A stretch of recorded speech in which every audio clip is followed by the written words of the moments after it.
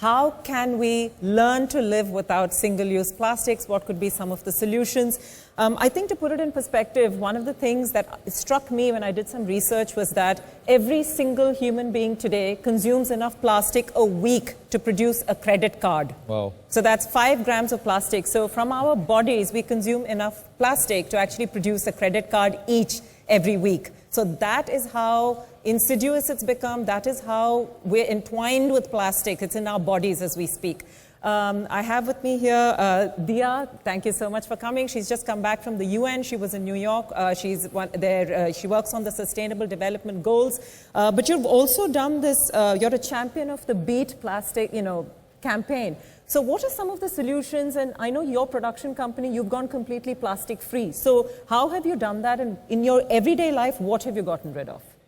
Well, like you mentioned, Swati, thank you for having me. It's such a pleasure to join this August gathering, and it's an important conversation that I'm proud to be a part of. Swati, I think, like you mentioned, plastic has become a very invasive part of our lives. It's almost like we don't see the plastic.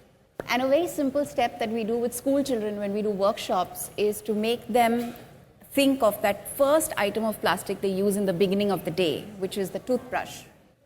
And then we tell them to calculate the number of toothbrushes they will use over their lifetime. And it averages to about 700 and odd toothbrushes. And then you ask them to multiply that with the number of students in the room.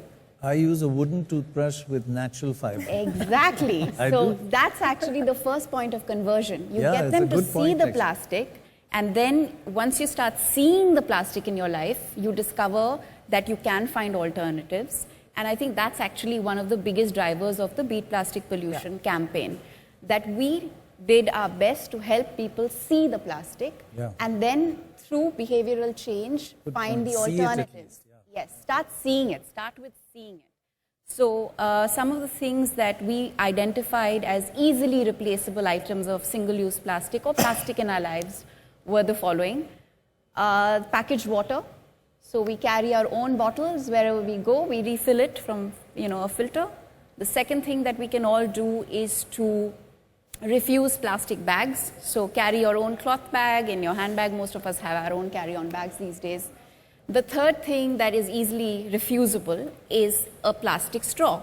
Something that you use for just a few minutes in your life and lasts in the environment till up to 400 years.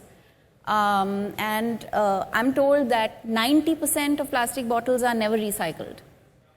So by just refusing these 3 items, and the list can continue and add on, but Dr. Roy has discontinued using plastic toothbrushes, as have I. I use a bamboo toothbrush now and a bamboo earbud. You will eventually start discovering many, many, many more alternatives that are sustainable, that are good for the environment, but it starts with seeing the plastic.